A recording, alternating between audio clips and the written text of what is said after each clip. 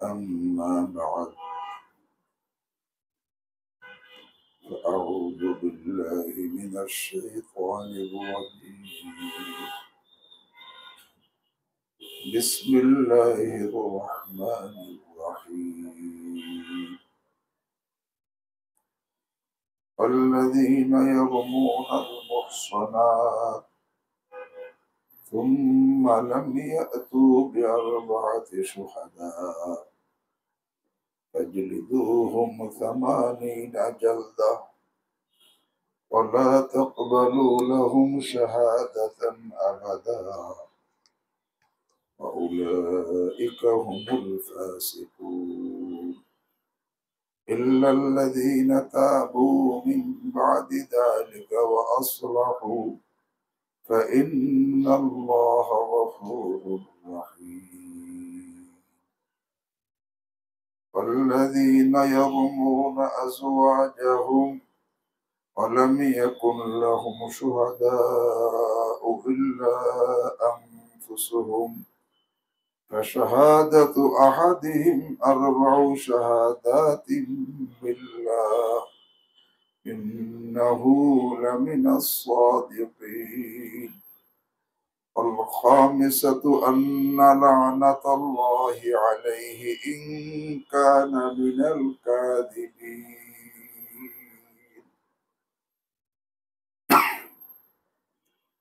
آمنت بالله صدق الله مولانا العظيم وصدق رسوله النبي الكريم ونحن على ذلك من الشاهدين والشاكرين والحمد لله رب العالمين.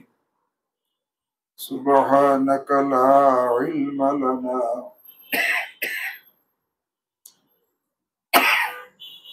إلا ما علمتنا إنك أنت العليم الحكيم. الحمد لله الله رب العالمين أرحم الراحمين অনুগ্রহ করে আমাদেরকে এই কোরআনে কারীমের মজলিসে বসার তৌফিক দান করেছে। এই তেলাওয়াতকৃত আয়াতের মধ্যে যে নসিহত, যে হিদায়াত রয়েছে আল্লাহ আমাদেরকে সঠিকভাবে বোঝার এবং গ্রহণের তৌফিক দান করেন। সূরাতুন নূর থেকে তেলাওয়াত করা হয়েছে। তবে গত সপ্তাহে যে 2 আয়াত তেলাওয়াত করা হয়েছিল সেই আয়াত আবারও তেলাওয়াত করা হয়েছে এবং সামনের 2 আয়াত আরো তেলাওয়াত করা হয়েছে। গত সপ্তাহে যেটা তেলাওয়াত হয়েছিল সেটাকে আবার তেলাওয়াত কেন হয়েছে? যেখানে কিছু কথা, জরুরি কথা বাকি আছে। আল্লাহ রাব্বুল আলামিন এখানে এই সূরার মধ্যে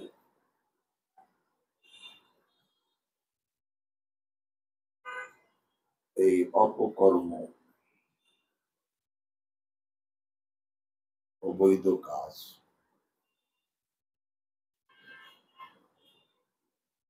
এর বিভিন্ন হুকুম বয়ান করতেছে। প্রথমে বয়ান করছে যারা এই অপকর্মে জড়িত হবে, অবৈধ কাজে, ব্যভিচারিতে, জেনায় জড়িত হবে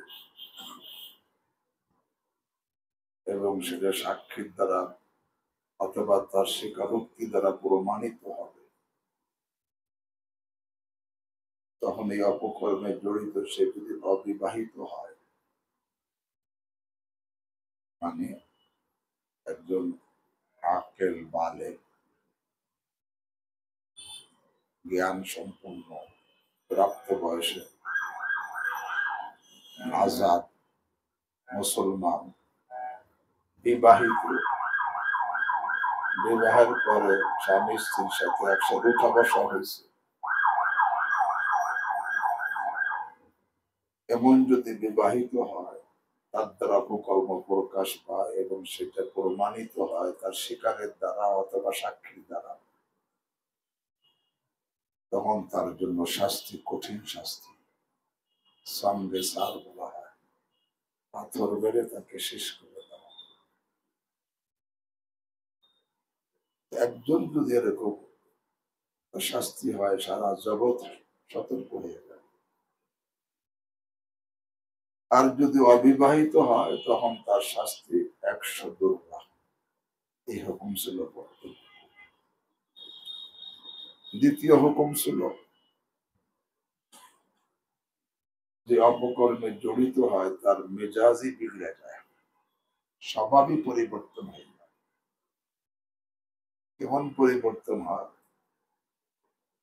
যে অপকর্মে জড়িত হয়, অর্থাৎ জেনায় জড়িত হয়, তার মেজাজ কেমন বিগড়ে যায়? সে জেনাকার মেয়েকেই পছন্দ করে। পবিত্র মেয়ে তার কাছে ভালো লাগবে না, অপবিত্র মেয়ে। এমনি যদি কোনো মেয়ে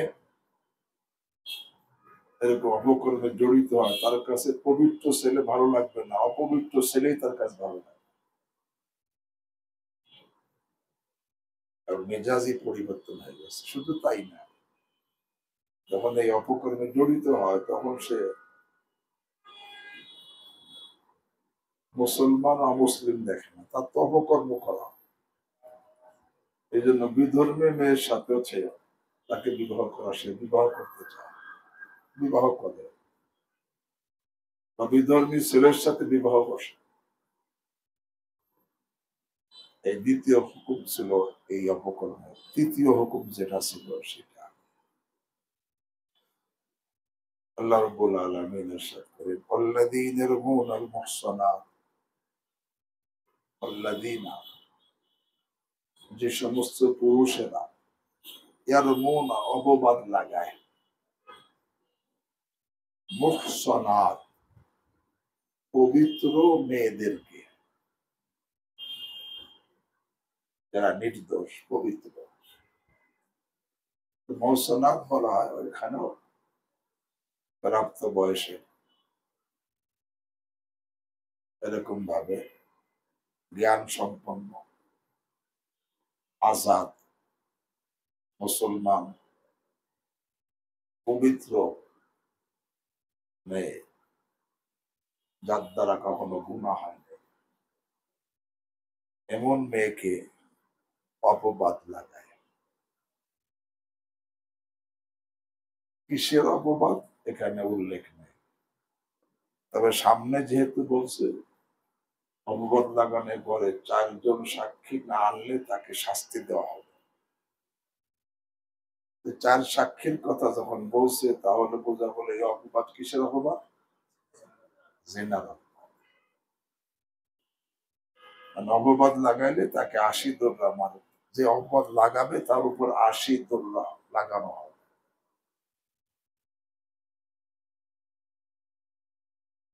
এখানে অপবাদ লাগাইছে পুরুষ মহিলাদের, জেনার অপবাদ। তবে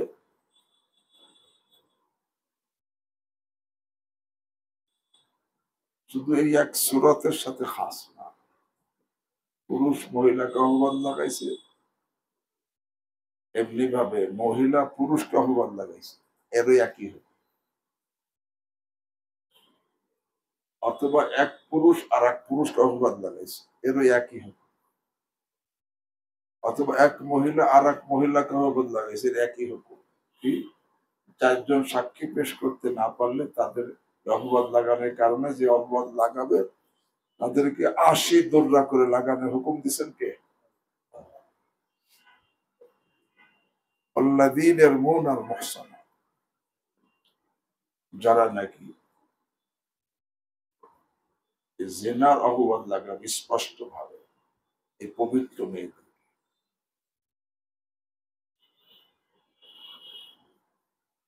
এখানে এরপর যদি 4 জন সাক্ষী পেশ করতে না পারে তাহলে এই যে অপবাদ লাগাইলো তার উপরে শাস্তি আসবে কি 80 দুর্রা।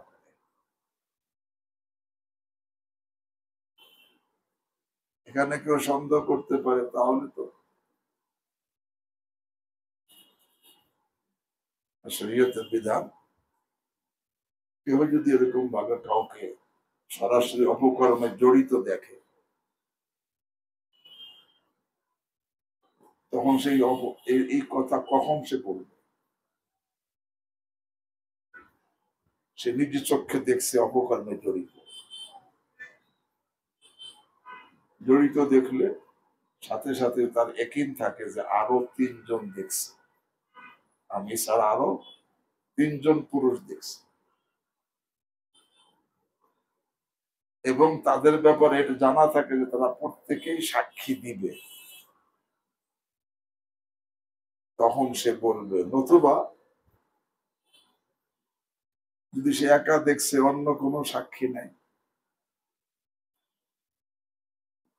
বা সাক্ষী আছে বাকি 3 জন না 1 জন বা 2 জন, অথবা 3 জন কিন্তু 2 জন পুরুষ না মহিলা, অথবা সাক্ষী আছে 3 জন পুরুষই কিন্তু তারা সাক্ষী দিবে না, তখন সে এটা প্রকাশ করবে না। প্রকাশ করলে যখন সাক্ষী পেশ করতে না পারবে তাকে অপবাদ লাগানোর অপরাধে কি করা হবে? খুব খেয়াল করা, একজন আর একজন কর্মকর্মে জড়িত দেখছি সরাসরি, কিন্তু এখন সে এই কথা কখন প্রকাশ করবে, কখন বলবে? বিচারকের কাছে, যখন তার একিন থাকে যে আরো 3 জন পুরুষে দেখছে, সরাসরি আরো 3 জন পুরুষ প্রত্যক্ষ ভাবে দেখছে, এবং তাদের ব্যাপারে এই একিনও থাকে যে তারা প্রত্যেকে কি করবে? সাক্ষী দিবে, তখন সে বলবে। আর যদি সে প্রত্যক্ষ একা দেখছে, সাথে অন্য কেউ দেখে নেই, অথবা অন্য দেখছে কিন্তু 3 জন না, অথবা 3 জন কিন্তু পুরুষ না, অথবা আরো 3 জন পুরুষ সরাসরি দেখছে কিন্তু তারা সাক্ষী দিবে না, তাহলে সেটা প্রকাশ করবে না। কারণ এই অবস্থা প্রকাশ করলে তার উপর কি করা হবে? দুর্রা মারা। এর দ্বারা মানুষের ইজ্জত নষ্ট করা যে কত বড় অপরাধ এটা স্পষ্ট হয়ে যায়। যাতে কেউ অপরাধী ছাড় পেয়ে যায়, যাক, নিরপরাধী বেইজ্জতি না হয়। বুঝো নাই? অপরাধী ছাড় পেয়ে যায়, যাক, কিন্তু নিরপরাধী যাতে বেইজ্জতি না হয়। এরকম তো অপরাধী ছাড় পেয়ে যাবে, ছাড় পেয়ে যায়, যাক, কিন্তু কেউ যাতে কারো উপরে দুশ্মনী করে এরকম কি এই অপবাদ না লাগে। বাকি তবে এই সরাসরি অপকর্মের সাক্ষী বললে তখন 4 জন সাক্ষী পেশ করতে হবে। এমনকি সন্দেহ করতে পারতে তো অপরাধীদের জন্য দরজা খুলে গেল না, শরীয়তের বিধান, তখন তাকে যে সে সরাসরি অপকর্মে জড়িত এই সাক্ষী দিবে না, দিবে যাদেরকে বস্ত্রহীন অবস্থা একসঙ্গে দেখা গেছে বা এক ল্যাফের মধ্যে দেখা গেছে, এরকম বলবে। এতে কি এটাও অপরাধ, কিন্তু ওই অপকর্মের সাক্ষী সে অপবাদ লাগায় নেই। এই সাক্ষীর জন্য আবার 4 জন সাক্ষী জরুরি না, 2 জন বললেই যথেষ্ট। এই অপরাধের দ্বারা এই কারণে বিচারক তাকে শাস্তি দিবে, তবে এই আশিকুররা না, তাজির হিসাবে সে একে শাস্তি করার যতটুকু শাস্তি দরকার বিচারকের বুঝ অনুযায়ী তাকে শাস্তি দিতে পারবে। কিন্তু অপকর্মের কথা বলতে হলে কমপক্ষে কয়জন লাগবে? 4 জন। এখানে আমাদের এর থেকে একটা সবক,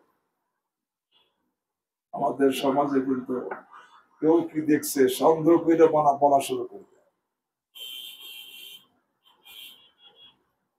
কিছু হালকা কিছু দেখছে কিন্তু পরিপূর্ণ কিছু দেখে নাই, এরপর তার বিরুদ্ধে বলা শুরু করে দেয়।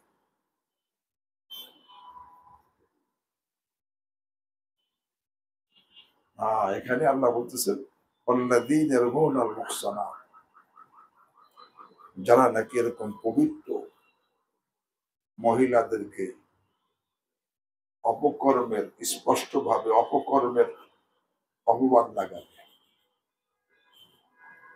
তো শুধু মহিলার ব্যাপার না, সবার ব্যাপার। এখানে ঘটনা মহিলার সাথে জড়িত ছিল, এই জন্য এখানে বসে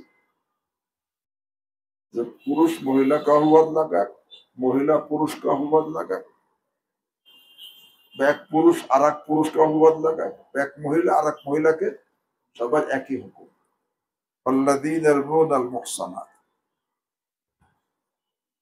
যারা এরকম ভাবে আকেল বালেগ আজাদ মুসলমান পবিত্র লোকদের উপর অপবাদ লাগায়,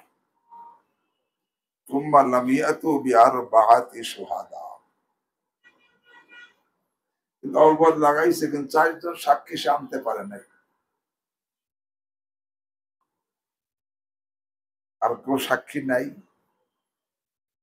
ও সাক্ষী আছে 4 জন না, 3 জন না, সে ছাড়া 3 জন হওয়া লাগবে, 3 জন না। অথবা 3 জন আছে কিন্তু 3 জন পুরুষ না, 3 জন পুরুষ লাগবে, 4 জন পুরস্কার লাগবে, পুরুষ হওয়া লাগবে। অথবা 4 জন পুরুষই আছে কিন্তু সাক্ষী দিবে না, তাহলে যে বলবে সে অপরাধী হবে। এই অবস্থায় তার দায়িত্ব ছিল দোষকে কি করা, ঢেকে রাখা।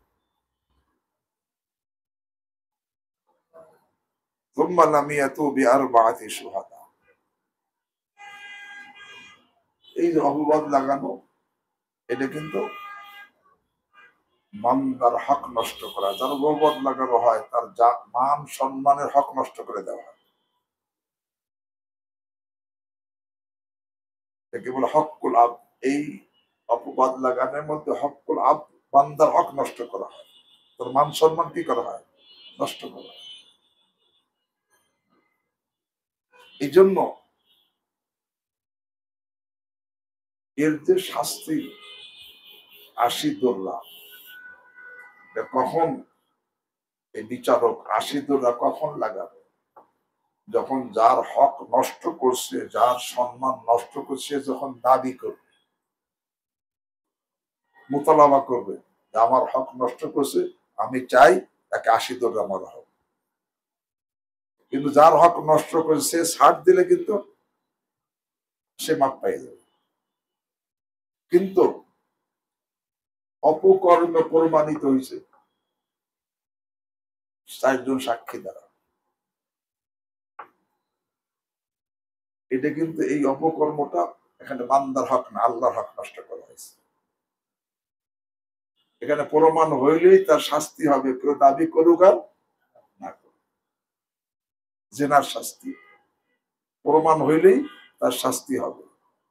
কিন্তু তহমত লাগানোর শাস্তি কখন হবে? যখন যার উপর তহমত লাগাইছে, অপবাদ লাগাইছে, সে যখন কি করবে, কারণ এখানে বান্দার হক এখানে প্রবল, বোঝে নাই?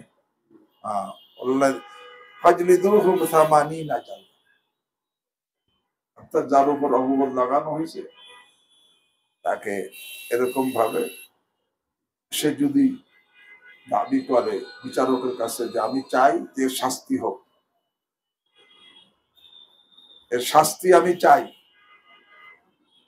তখন বিচারক কি করবে, শাস্তি প্রয়োগ করবে। আর সে যদি কি করে, সে মাফ করে দেয়, তার মাফ করলে, যার হক সে মাফ করলে বিচারক তাকে মাফ করে দেবে, এই শাস্তি আর দিবে না।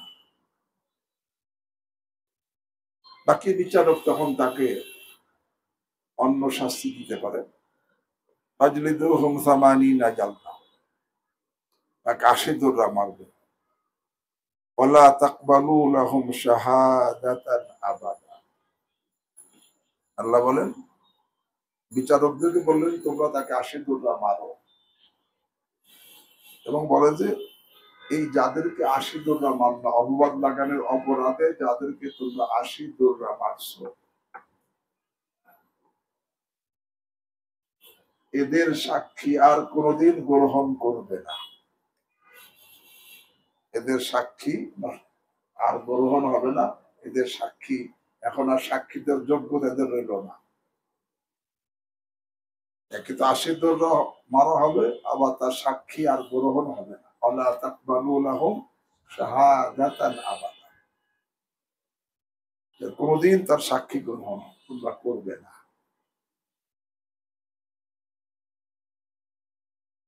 এখন প্রশ্ন, যদি যাকে অপবাদ লাগানোর অপরাধে 80 দৌড়া মারা হয়েছে এবং তার সাক্ষী কোনদিন গ্রহণ হবে না, আল্লাহ বলছে তোমরা গ্রহণ করবে না,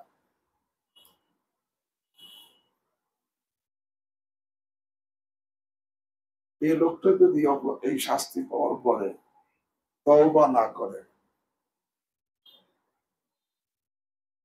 প্রকৃত তওবা, নিজের অপবাদ লাগানো অপরাধের কারণে খাঁটি তওবা না করে, আর খাঁটি তওবার জন্য আল্লাহর কাছে ক্ষমা চাইতে হবে, আর যার উপরে অপবাদ লাগাইছে তার কাছেও কি চাইতে হবে, কারণ তার হক নষ্ট করছে।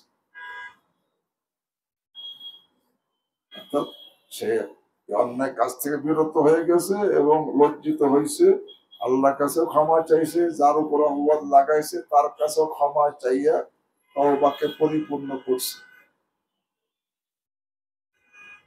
এই তওবা পরিপূর্ণ না করলে তার সাক্ষী গ্রহণযোগ্য না কারো কাছে, কোনো ব্যাপারে তওবা না করলে তার সাক্ষী কারো কাছে গ্রহণযোগ্য না। কারো কাছে মানে ইমামদের কারো কাছে, ইমাম আজম আবু হানিফা রাহিমাহুল্লাহ, ইমাম শাফি, অন্যান্য ইমাম কারো কাছে যে নাকি এই অপরাধে শাস্তি প্রাপ্ত হয়েছে, হ্যাঁ, 80 কোটা মারা হয়েছে, তা সে যদি এই অপরাধ করার পরে শাস্তি প্রয়োগের পরে সে তওবা না করে, তাহলে তার এই সাক্ষী কখনো গ্রহণ হবে না। হ্যাঁ, যদি সে পরে শাস্তি পাওয়াইছে, পরে খালেস তওবা করছে, খাঁটি তওবা, এখন তার সাক্ষী গ্রহণ হবে কি হবে না, এই নিয়ে ইমামদের মাঝে মতভেদ আছে। ইমাম শাফি এবং অধিকাংশ আইম্মায়ে কেরাম বলেন যখন নাকি সে তওবা করে নিবে তখন তার সাক্ষী গ্রহণযোগ্য হবে সব ব্যাপারে। কিন্তু ইমাম আজম আবু হানিফা রাহিমাহুল্লাহ, উলামায়ে হানাফ বলেন যে না, সে তওবা করলেও সাক্ষী গ্রহণযোগ্য হবে না, তবে তওবা করার কারণে তার গুনাহ মাফ হয়ে গেল, আখিরাতে সে তার শাস্তি। ইমাম আজম আবু হানিফা রাহিমাহুল্লাহ বলেন তওবা করার কারণে তার গুনাহ মাফ হয়ে গেছে, আখিরাতে এই অপরাধের জন্য তার কোনো কি হবে না, শাস্তি হবে। কিন্তু দুনিয়াতে সে তওবা করলেও তার শাস্তি গ্রহণযোগ্য হবে না। এটা বলেন ইমামে আজম আবু হানিফা রাহিমাহুল্লাহ। কিন্তু অধিকাংশ ইমামগণ বলেন যে তার তওবা করলে তার শাস্তি গ্রহণযোগ্য, তার সাক্ষী গ্রহণযোগ্য হবে সব ব্যাপারে। সব ব্যাপারে মানে যত লেনদেন, যত লেনদেনের ব্যাপারে যত মোকদ্দমা আছে সব ব্যাপারে তার সাক্ষী গ্রহণযোগ্য হবে। আর দিনদারি, দিনই যত লেনদেন, দিনই যত কাজ, দিনই কাজের ব্যাপারেও তার সাক্ষী গ্রহণযোগ্য হবে। একটাকে বলা হয় মুআমালাত আর একটা বলা হয় দিয়ানাত। মুআমালাত মানে বিবাহ শাদী একটা মামলা, মালি লেনদেন, কেনা বেচা, জমা জমি, গাড়ি, তারপরে বাড়ি, কিনা বেচা, এগুলো সব লেনদেন, বিবাহ সাদী লেনদেন, এই সমস্ত যেই গুণে মোকদ্দমা হয়, মামলা মোকদ্দমা হয়, এই সব ব্যাপারে এবং দিয়ানাত মানে যিনি মামলা, যেরকম নাকি চাঁদ উঠছে কিনা এই সাক্ষী, এমনি ভাবে হাদিস বর্ণনা করা ব্যাপার, রেওয়ায়তে হাদিস, রুইয়াতে হেলাল, রেওয়ায়তে হাদিস, চাঁদ দেখা, হাদিস বর্ণনা করা, এরকম পাহারাতে মা নাজাসাত মানে পানি পাক না না পাক এই ব্যাপারে সংবাদ দেওয়া, একে দিয়ানাত বলে। তো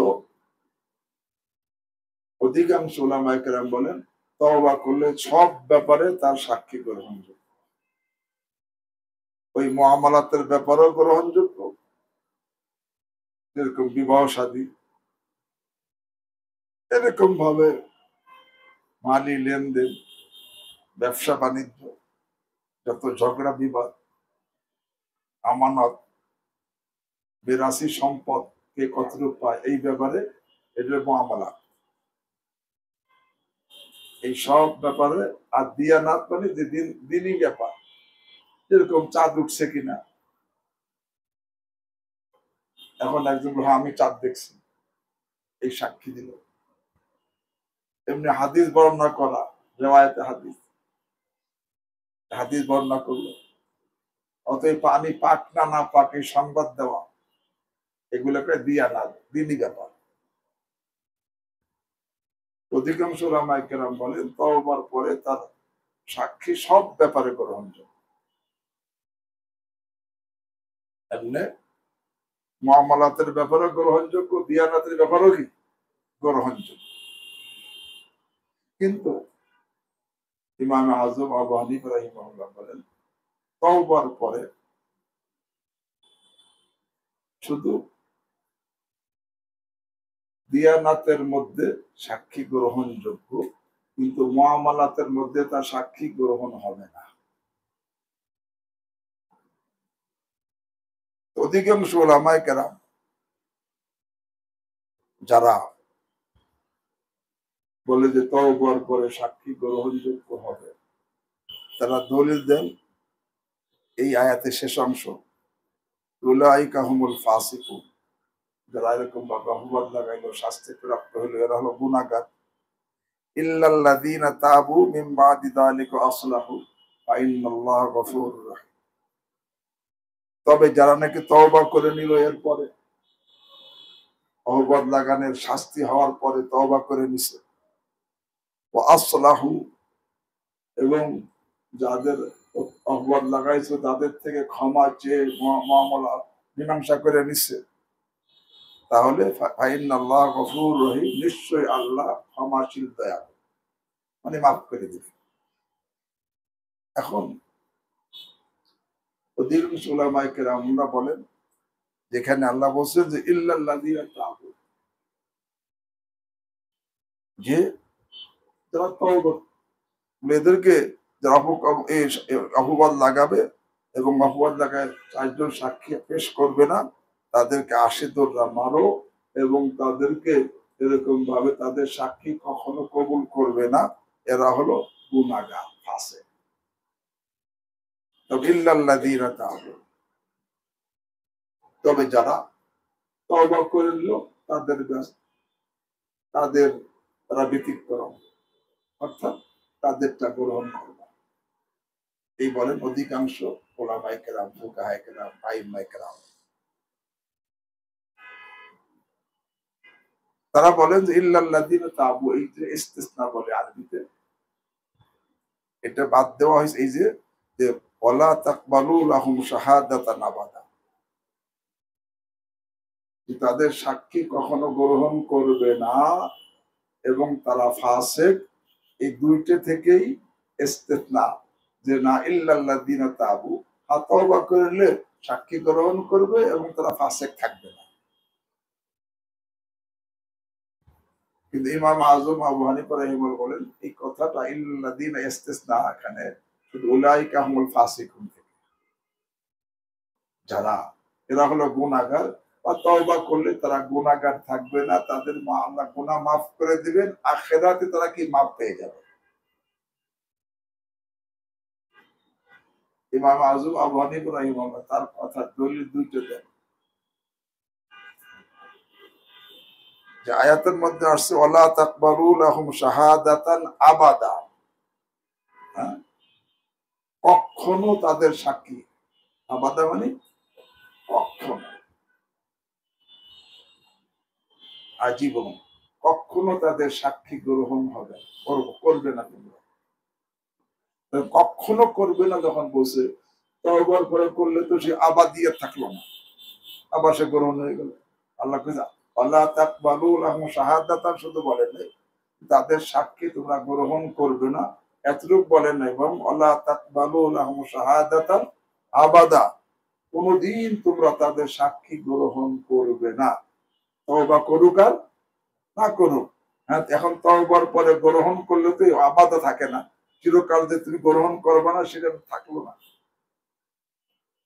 দ্বিতীয়, এই যে এখানে ইল্লাল্লাযীনা তাবু, এই ইস্তিসনা, এটা নিকটবর্তী জুমলা, উলাইকা হুম ফাসিকুন, পূর্বের জুমলা থেকে না, পূর্বের বাক্য থেকে কেন এটা ইস্তিসনা হতে পারে না, যে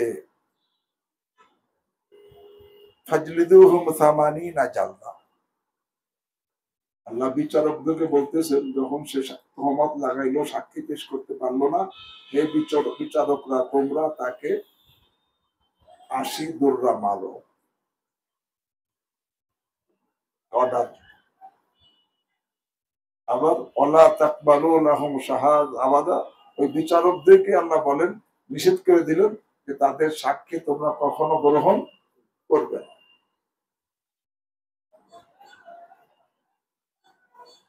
এই দোনোটা জুমলায় ইনশাইয়া, সংবাদবাচক না,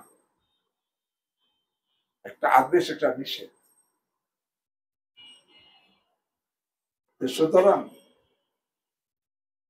80 দৌড়া মারা আর তাদের সাক্ষী গ্রহণ না করা, এই দুইটি এক কথা। অর্থাৎ অপবাদ লাগানোর শাস্তি দুইটা, একটা 80 দৌড়া মারা, আর একটা কোনোদিন তার সাক্ষী গ্রহণ না করা, এটা শাস্তির অংশ,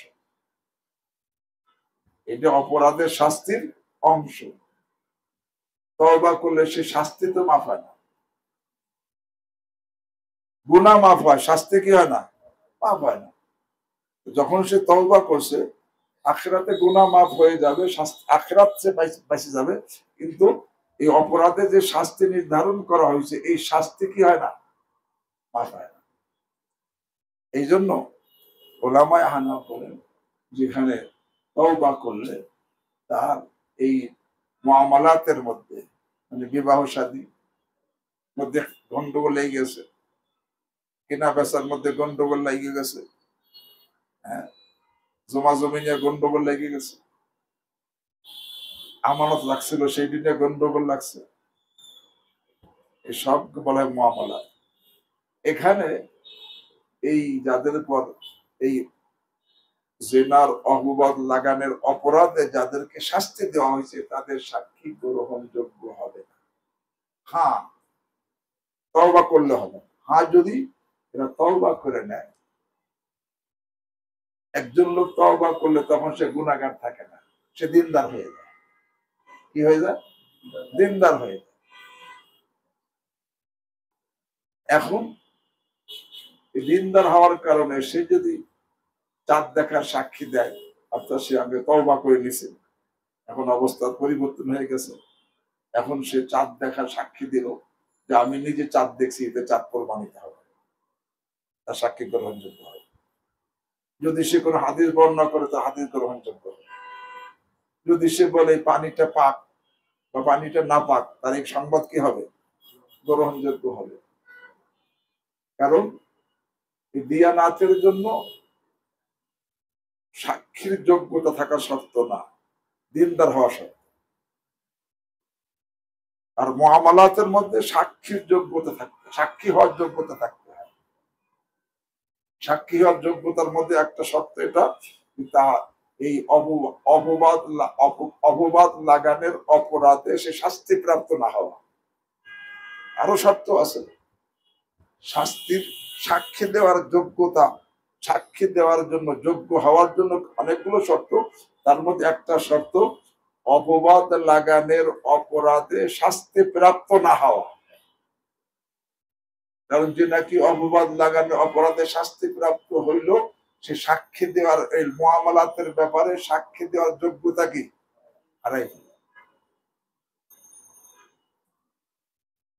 এখানে উলামায়ে হানাফ বলেন যে নাকি এরকম ভাবে কারো অপবাদ লাগাবে, তার উপর এরকম ভাবে তার সাক্ষী তওবা করলেও ওই মুআমালাতের ব্যাপারে গ্রহণযোগ্য হবে না, কাজী বিচারক তার সাক্ষী গ্রহণ করবে না, আল্লাহ নিষেধ করছে।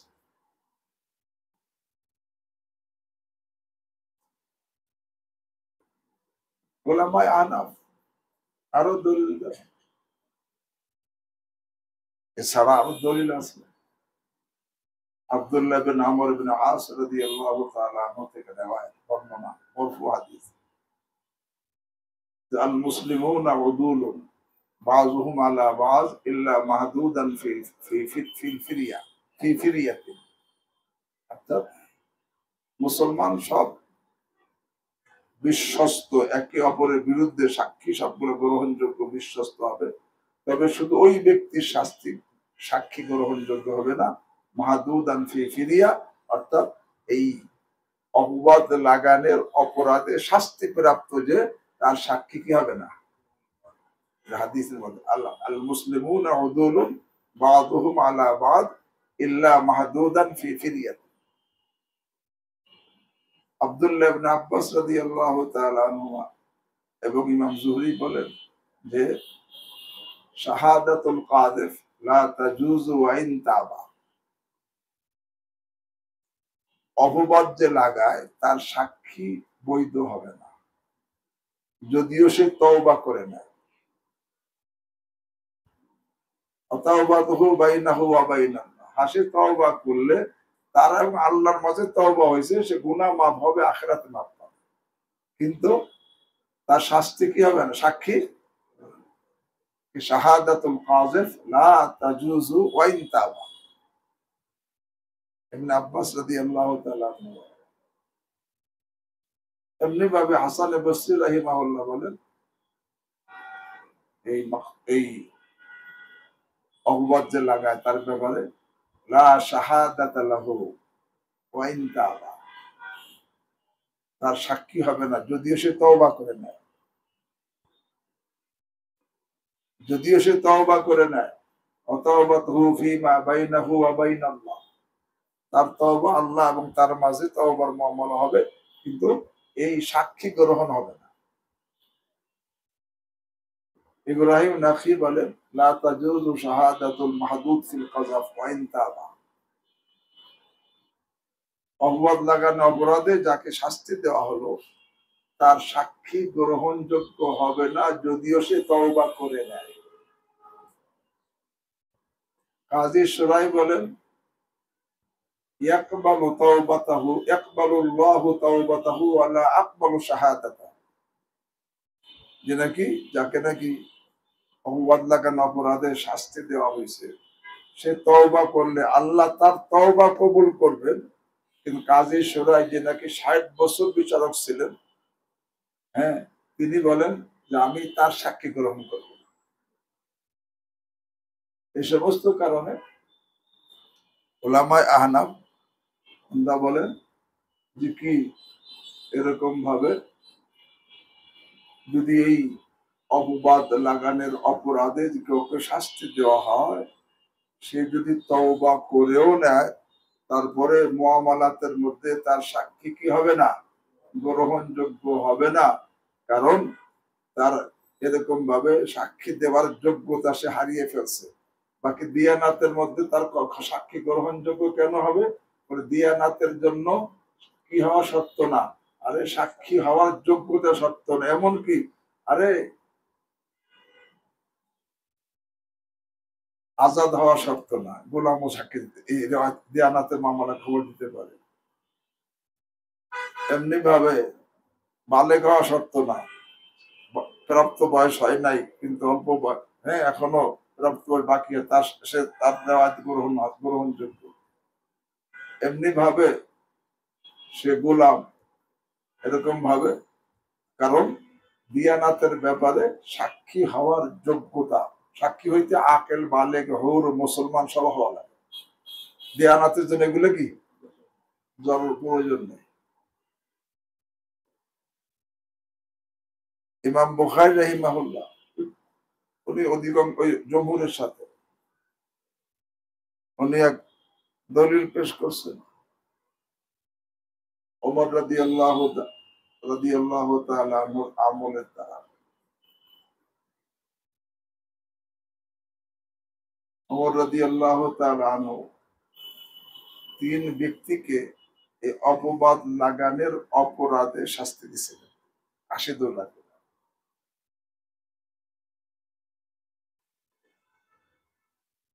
পরে তাদেরকে তওবা করতে বলছিলেন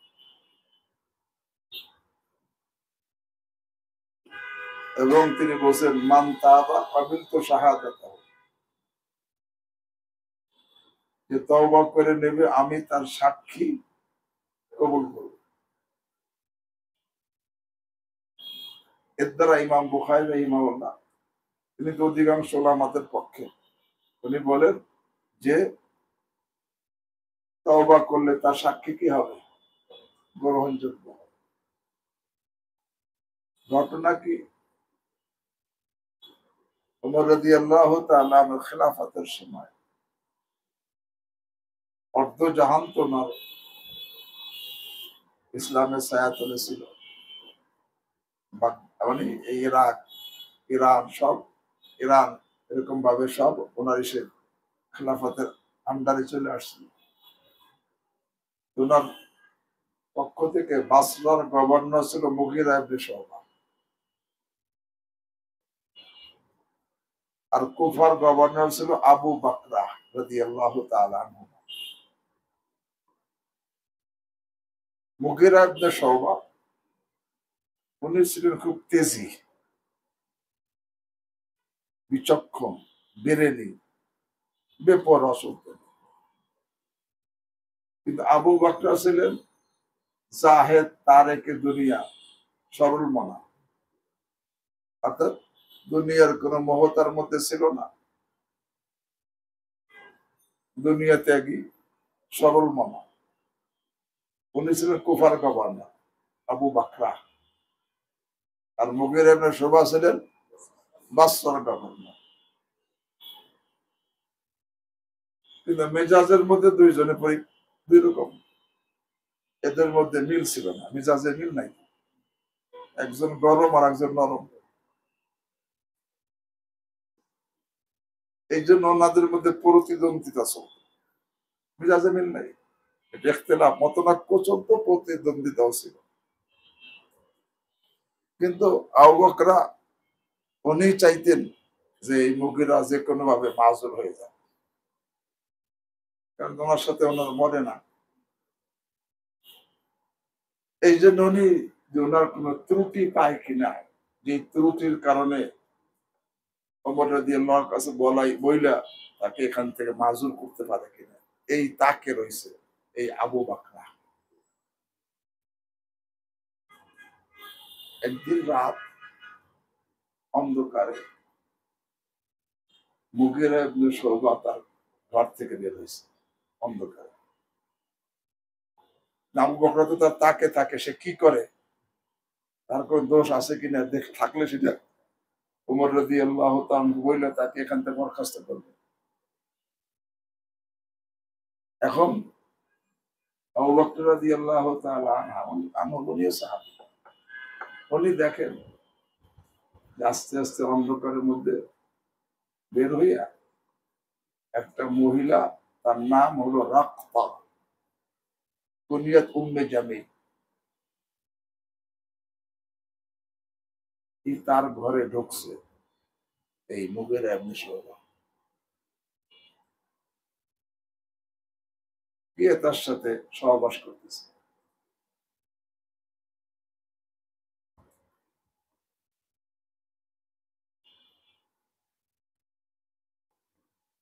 মুগিরা ইবনে শুবা যে তাকে বিবাহ করছেন এটা সে আবু বকর জানে না,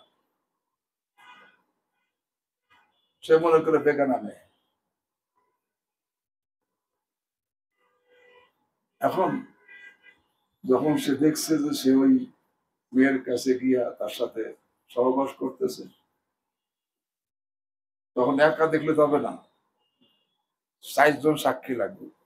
তখন সে ওখান থেকে বের হইয়া আরো ৩ জনকে ডাকছে, শিবিল ইবনে মাহবাদ, নাফে ইবনে হারেস, জিয়াদ ইবনে আবি সুফিয়ান। এই ৩ জনকে ডাইকে আনছে, দেখান ৪ জন সাক্ষী বানাবে, ওই সাক্ষীর কথা প্রকার কি করবে, অমরাতে অভিযোগ দিবে। এরা আবার আবু বকরা, শিবিল ইবনে মাহবাদ, নাফে ইবনে হারেস আর জিয়াদ ইবনে আবি সুফিয়ান, এই ৪ জনের মা এক মহিলা, বাপ ৪ জন, মা একজন, নাম সুমাইয়া। এরা সবাই মা শরিক ভাই। আবু বকরা, শিবিল ইবনে মাহবাদ, নাফে ইবনে হারেস, ইয়াজিদ ইবনে আবি সুফিয়ান। এই ৪ জনের মার নাম সুমাইয়া, কিন্তু ৪ জনের বাপ ৪ জন। যেহেতু মা শরিক ভাই, এদের ভাইকে নিয়ে আইছে। একে দেখাইছে যে উনি তো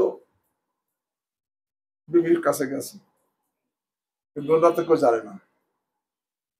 উনি বিবাহ করছেন গোপনে, ২ জন সাক্ষী আছে, আর কাউকে জানায় না। এখন এই ৪ জন যখন দেখছে,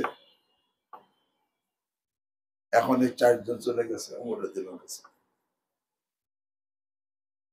যে মুগীরা ইবনে শুবা এই অন্যায় করছে। সাক্ষীকে বলে আবু বকর সাক্ষী দিছে যে আমি দেখছি তো অপকর্মরত অবস্থায়। শিবিল ইবনে মাহবাদও সাক্ষী দিছে যে আমিও দেখছি অপকর্মরত অবস্থায়। নাফে ইবনে হারেসও সাক্ষী দিছে যে আমি তাকে অপকর্ম অবস্থায় দেখছি। কিন্তু জিয়াদ ইবনে সুফিয়ান গোলমোল কথা শুরু করছে, মানে স্পষ্ট কিছু বলে না, দেখছি এক ল্যাপের মধ্যে দেখছি, পাও নড়তে দেখছি, এক এক সময় এটা কইতেছে। আর শরীয়তের বিধান কি, আল হুদুদ তানদারিউ বিশ সুবহান।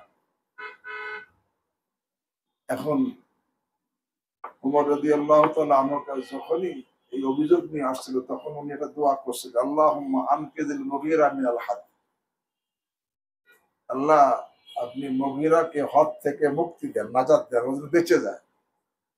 অপরাধ প্রমাণ দিতে বাঁচবে না, অপরাধ তো বাঁচবে না। আল্লাহ, আল্লাহুম্মা আনকিযিল মুগীরা মিনাল হাদ। এখন এই ৪ জনে ৩ জন যখন সাক্ষী দিয়েছে, আর একজন কর্ম করছে, ৪ জন তো পুরো হইল না। এখন এই অপরাধ তো এখন অপরাধ হইল না, এখন অন্য অপরাধ হয়ে গেছে কি, অপবাদ লাগানো অপরাধ। তো ওমর রাদিয়াল্লাহু তাআলা আনহু এই ৩ জনকে এই অপবাদ লাগানোর অপরাধে আশিদুরা করে দিচ্ছে। হ্যাঁ, ওনার অভিযোগ আসার কারণে ওনাকে সেখান থেকে নিয়ে আসছে বাসরা থেকে, তার পরিবর্তে আবু মুসা আশআরীকে গভর্নর করে পাঠাইছে। কিন্তু ওনার উপর তো এই অপকর্মের অপরাধ শাস্তি প্রমাণ হওয়ার জন্য ৪ জন সাক্ষী দরকার, ৪ জন তো হলো না। ৩ জন সাক্ষী দিছে অপকর্ম, আর একজন তো গোলমোল কথা কইছে, অস্পষ্ট কথা কইছে, যার দ্বারা প্রমাণিত হয় না। যার কারণে জিয়াদ ইবনে সুফিয়ান তো বেঁচে গেছে, সে তো তাকে অপকর্মের অপরাধের কথা স্পষ্ট বলে নাই, তাকে অপকর্ম করতেছে। সে কইছে যে এক ল্যাপের নিচে দেখছি, পাও নড়তে দেখছি, এই সমস্ত কথা। তো জিয়াদ ইবনে সুফিয়ানরে তার ওই আশিদুররা মারে নাই, বাকি ৩ জনকে আবু বকরা, শিবিল ইবনে মাহবাদ, নাফে ইবনে হারেস, এই ৩ জনকে ওমর রাদিয়াল্লাহু তাআলা আনহু কোরআনে আয়াত আইল্লাম ইয়াতু সুম্মা লাম ইয়াতু বিআরবাতি শুহাদা ফাজলিদুহুম 80 জালদা। তাদেরকে 80 দোররা করে মারবো। 80 দোররা মারছে। পরে ওমর রাদিয়াল্লাহু তাআলা আনহু বলছেন, তাদেরকে বলছে তোমরা তওবা করো, যদি তওবা করো তাহলে তোমাদের সাক্ষী আমি গ্রহণ করব। এই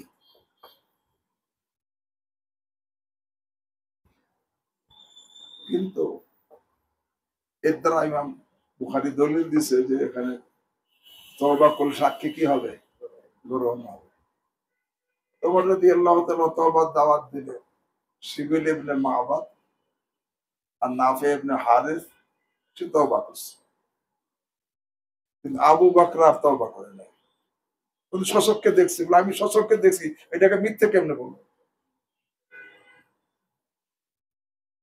উনি আর মওত কোন তওবা করেন নাই।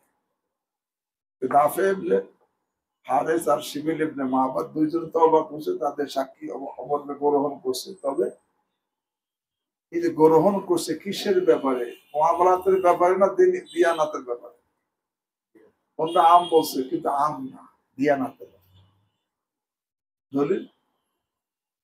উমর রাদিয়াল্লাহু তাআলা আনহু আবু মুসা আশআরীর কাছে এই হাদিস পাঠাইছেন যে আল্লাহ রাসূল বলেন, আল মুসলিমুনা উদুলুন বা'দুহুম আলা বা'দ ইল্লা মাহদুদান ফি ফিরিয়া।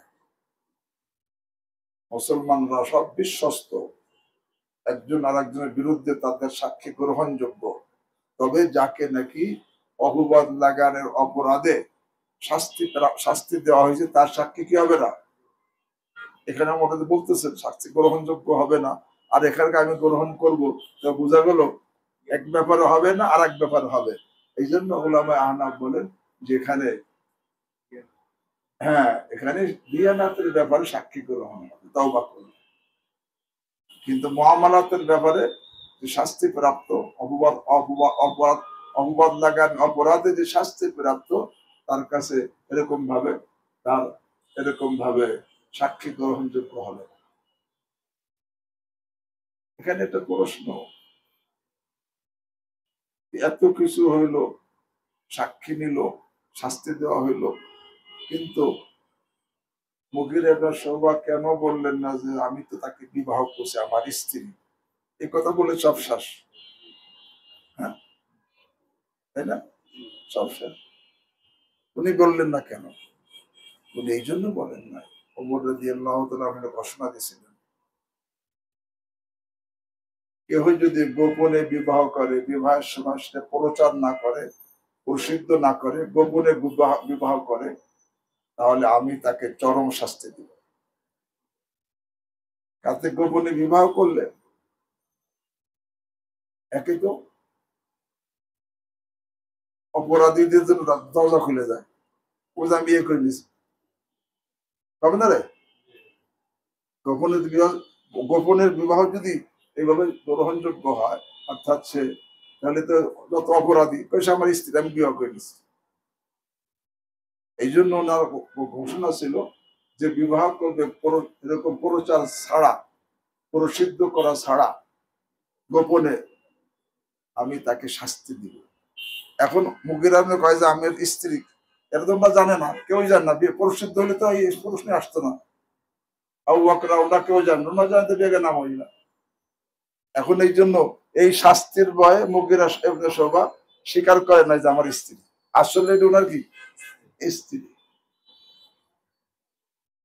বাহরহাল এখানে ওয়ালা তাকবালু লাহুম শাহাদাতান আবাদা উলাইকা হুমুল ফাসিকুন ইল্লাল্লাযীনা তাবু মিন বাদি যালিকা ওয়া আসলাহু ফাইন্নাল্লাহা গফুরুর রাহিম। এখানে জমহুরের পক্ষ থেকে উলামা হানাফের উপরে বিভিন্ন ইশকাল প্রশ্ন করা হয়। একটা প্রশ্ন করা হয়, যারা বলে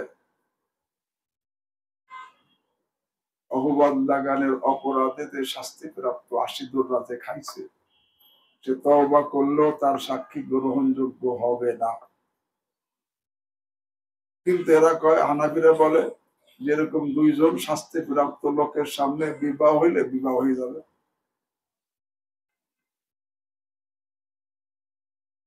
বিবাহ তো লা নিকাহ ইল্লা বিহুজুরি শাহিদাইন। এখন দুইজন এরকম শাস্তি প্রাপ্ত ব্যক্তির সামনে বিবাহ হয়েছে, তওবার পরে তাদের সামনে বিবাহ হয়েছে, ওলামা হানাফ বলে এই বিবাহ সহিহ শুদ্ধ। তো এখানে যেই কথা বলে শাস্তি গ্রহণযোগ্য না, তারাই তো কি করলো, গ্রহণ করলো। এই যে না, এখানে দুইটা জিনিস, একটা হলো আদায়ে শাহাদাত আর তাহাম্মুলে শাহাদাত। বিচারকের সামনে সাক্ষী প্রদান করা একটা জিনিস, আর একটা কোন কাজের সাক্ষী হওয়া, এটা ভিন্ন জিনিস। বলে যারা নাকি এই অপবাদ লাগান অপরাধের শাস্তি প্রাপ্ত, তাদের বিচারকের সামনে সাক্ষী প্রদান এটা গ্রহণযোগ্য না। সাক্ষী দিলে সাক্ষী কি হবে না, আল্লাহ ওয়ালা তাকবালু লাহুম, গ্রহণ করবে না। কিন্তু এটা তাহাম্মুলে শাহাদাত, বিবাহের জন্য দুইজন সাক্ষী থাকা দরকার, সে সাক্ষী হয়ে রয়েছে, বিচারকের সামনে কি সাক্ষী দিল না। এখানে মাহাদুদ ফিল কজবের, অর্থাৎ যাকে অপবাদ লাগানোর অপরাধে শাস্তি দেওয়া হয়েছে, তাকে তার সাক্ষী প্রদানের ব্যাপারে গ্রহণযোগ্য না, আদায়ের ব্যাপারে গ্রহণযোগ্য।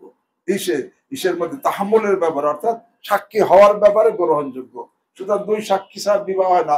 দুইজন যাদের অপবাদ লাগানো অপরাধের শাস্তি দেওয়া হয়েছে, এখন তওবা করে নিছে, এখন তাদের উপস্থিতিতে বিবাহ হয়েছে, এই বিবাহ সহিহ।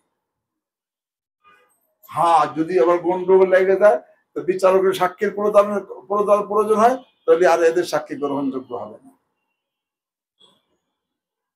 বোঝে নাই কথা। এমনি ভাবে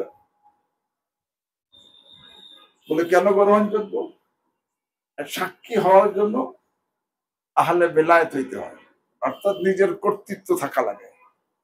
এই লোকের তো সব কর্তৃত্ব আছে, মাহদুদ হওয়ার কারণে তার লেনদেন সবকিছু ঠিক আছে। হ্যাঁ, গোলামের কোন কর্তৃত্ব নাই। এই যে গোলামের সামনে বিবাহ হলে কি হবে না, বিবাহ হবে। এর দ্বারা আর একটা মাসআলা, অপরাধের পরে যদি শাস্তি হয়, এই শাস্তির কারণে গুনাহ মাফ হয় না যদি তওবা না করে। হুদুদ কিসাস, যে অপরাধ হয়েছে পরে শাস্তি দেওয়া হয়েছে, এই শাস্তির কারণে তার গুনাহ কি হয় না, মাফ হয় না। যদি গুনাহ মাফ হইতো তাহলে ইল্লাল্লাযিন তাবু কেন কিছু শাস্তি তো হয়েছে, ফাজরিদুহুম সামানিনা জালদা আল্লাহ তাকবালু লাহুম শাহাদাতান আবাদা, তাকে ৮০ কোড়া মারো এবং তাদের সাক্ষী গ্রহণ করো না, উলাইকা ফাসিকুন। এখন যদি শাস্তি প্রয়োগের দ্বারাই গুনার কাফফারা হয়ে যায়, তাহলে তো তওবার কথা থাকে না। তো বোঝা গেল এই শাস্তি প্রয়োগটা কাফফারায়ে সাইয়্যাত না, গুনাহ কি হয় না, মাফ হয় না। হ্যাঁ, শাস্তি দ্বারা এটা জাজর হয়, অর্থাৎ সে পাপ থেকে মানুষ বিরত হয়ে যায়। হ্যাঁ, গুনাহ মাফ হইতে হলে কি লাগবে, তওবা লাগবে। এটা ভিন্ন মাসলা। ইল্লাল্লাযীনা তাবু মিন বাদি যালিকা আসলাহু ফাইন্নাল্লাহা গফুরুর রাহিম। বাকি এই শাস্তিপ্রাপ্ত ব্যক্তি যখন তওবা করে নিছে, এখন দিয়ানাতের মধ্যে তার সাক্ষী গ্রহণযোগ্য সবার কাছে যেরকম নাকি তওবা না করলে কারো কাছে গ্রহণযোগ্য না, আর দিয়ানাতের ব্যাপারে তওবার পরে সকলের কাছে গ্রহণযোগ্য। আর মুআমালাতের মধ্যে ইখতিলাফ। দিয়ানাত কি, যেরকম চাঁদ দেখার ব্যাপারে সাক্ষী গ্রহণযোগ্য, হাদিস বর্ণনার ব্যাপারে তার সাক্ষী গ্রহণযোগ্য, এরকম ভাবে পানি পাক না পাকের সংবাদ দেওয়ার ব্যাপারে তার সাক্ষী কি গ্রহণযোগ্য। আজকে একটু থাক। সুবহানাল্লাহি ওয়া বিহামদিহি, সুবহানাকাল্লাহুম্মা ওয়া বিহামদিক, আশহাদু আল্লা ইলাহা